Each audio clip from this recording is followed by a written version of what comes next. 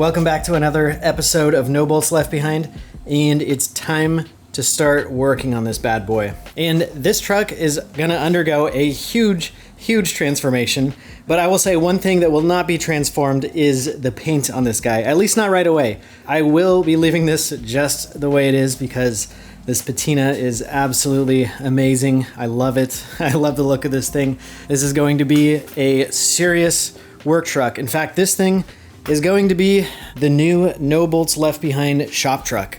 It's kind of crazy that I've actually not owned a truck up until this point. I've had my channel for 4 years, 5 years, I don't know. I really don't have a good way of transporting parts, so this bad boy is going to serve that purpose. And it will be used as a tow vehicle to pick up new projects, to tow my race cars, various cars out to the track. It's gonna be awesome. And this thing will be powered by a Cadillac Escalade drivetrain, AKA the 5.3 liter LS motor. I don't think I've showed that breakdown this point in the series, so let me show you that real quick. All right, I just bought this 2005 Cadillac Escalade for $2,500. It's got 136,000 miles. This thing runs good, drives terrible. It's shaking like crazy. I don't feel comfortable going more than 60 miles an hour, but I don't care because the engine runs awesome. Transmission shifts. Looks like the headliner's falling down. Yeah, this is an interesting one, but I think I got a pretty good deal on this thing. 2,500 bucks, can't go wrong. So we got ourselves an engine for the Ford pickup truck.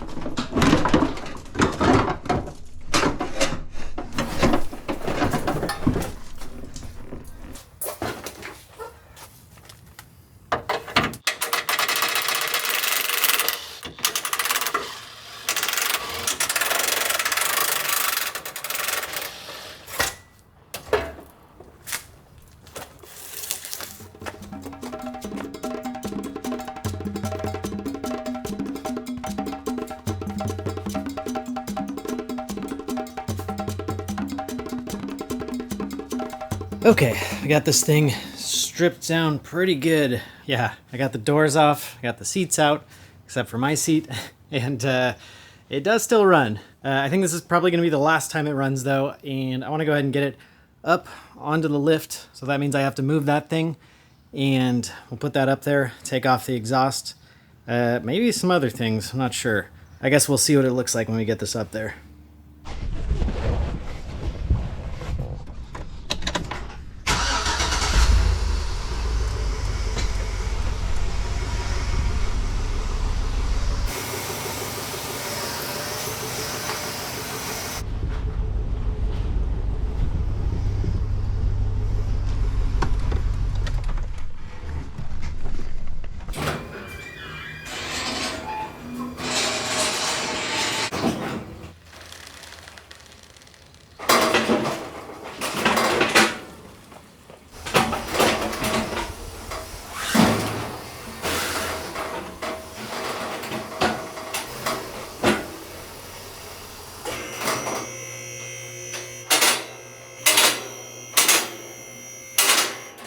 Okay, here is what it looks like. Actually, not too bad. A little bit of an oil leak here, maybe a rear main seal or something.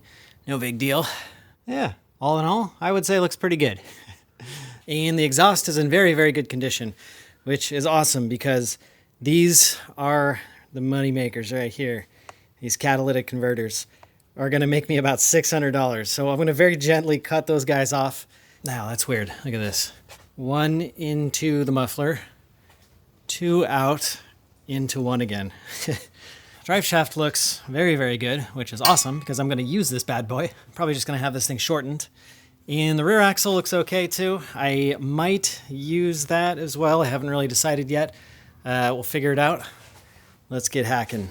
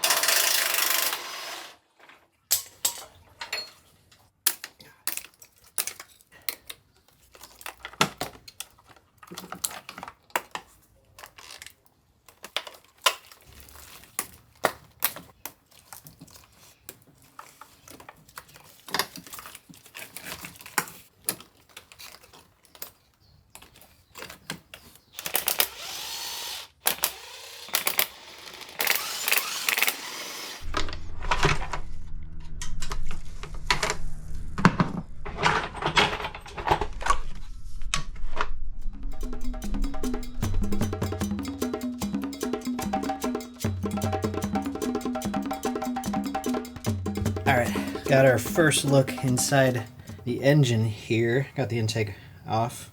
It's looking pretty good. Really hard to focus on that. Okay, well, anyway, a little bit of oil, especially in this back. Oh no, actually the back cylinder's pretty good.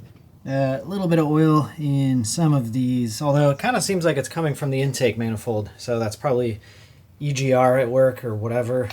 Actually, not EGR. That would probably be PCV system, so maybe a catch can is a good idea. The valves look good. Maybe I'll do some valve seals or something just for good measure. Cool. Awesome.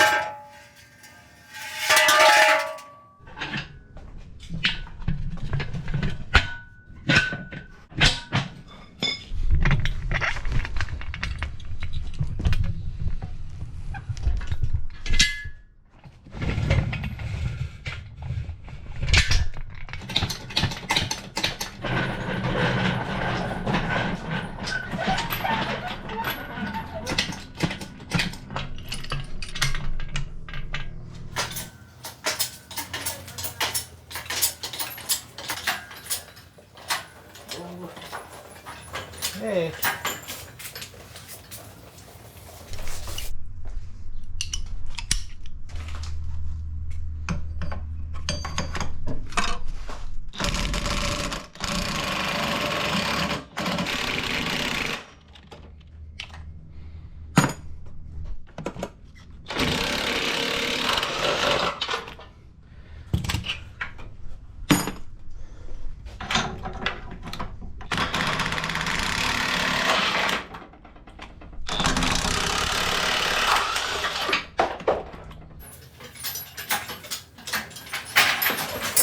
Hey, there we go. Okay.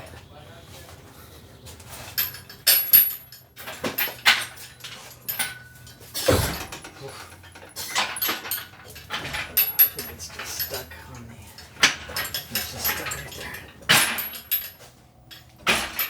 Whoa. Yeah, actually, do you want to stand on this? Do you want to stand on this? Hey, okay. We're in business now.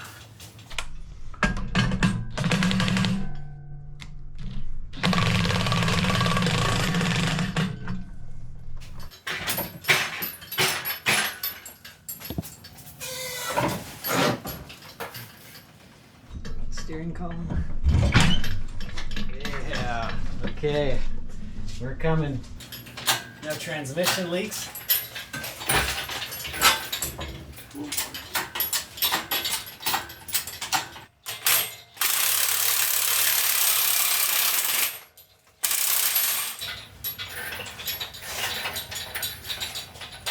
Yeah.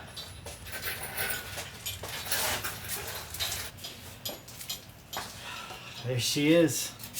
5.3 liter. Cheers. Okay.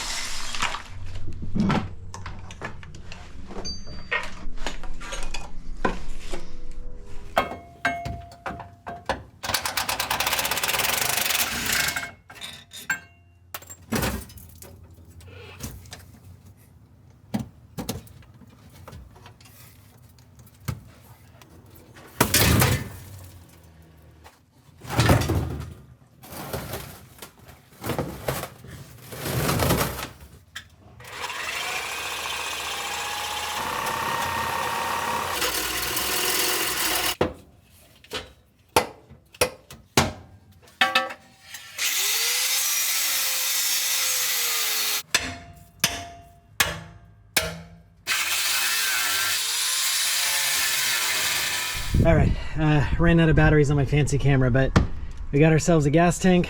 I saved the brackets because I'm going to attempt to install this gas tank in the truck. I don't know if it's going to fit, but we'll give it a try. But we got ourselves an LS motor. I'm absolutely tired, so I think I'll call it a day. I'm sure I look insane. Yeah, there you go. Awesome.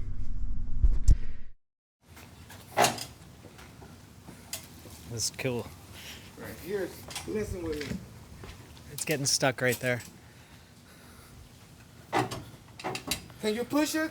Do you want me to push it towards this way? No, just push it from the back. Okay. Those wheels are almost on though, so in fact it'll roll up now. No, I could re-ratchet, like, you know what I'm saying? Oh, I see. Yeah. Yeah, look at that wheelie. It's like a 45-degree angle.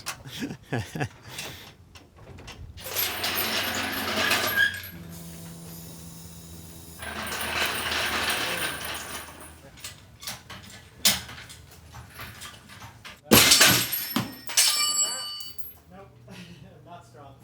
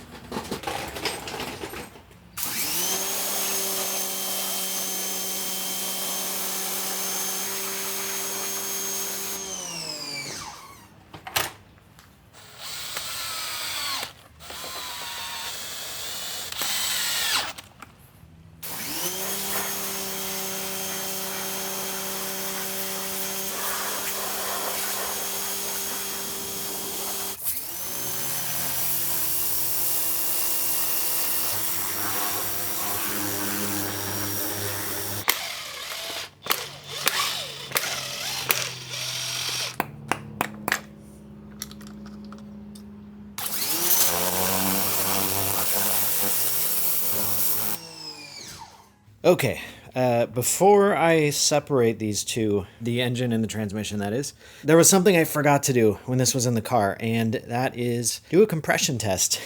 It's kind of too late now. I mean, the engine's mine, but it's kind of good to know that this thing has good compression. So, moment of truth, I got this thing hooked up to the battery right there. We're gonna pull out the spark plugs and see what this thing's like.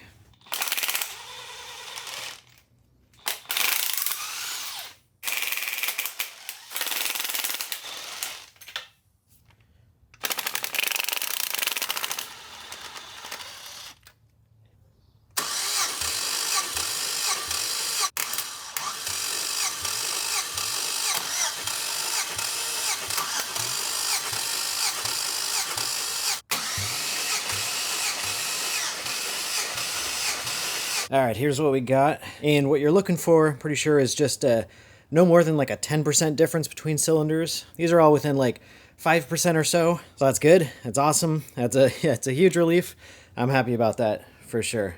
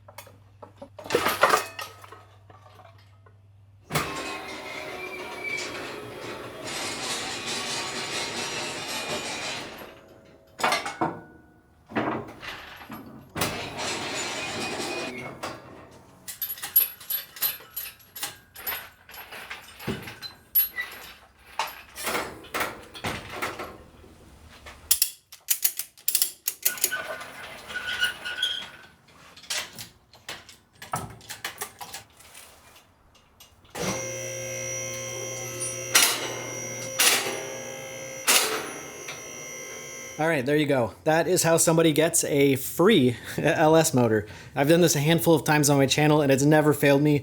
And this donor car, like, engine pull and selling of the parts actually was my most profitable yet. I actually made quite a bit of money off the parts of that Escalade. So that's awesome. All that money is going to go straight into this truck. The very first thing I got to do is completely remove the front end, like break that thing down. So let's get to it.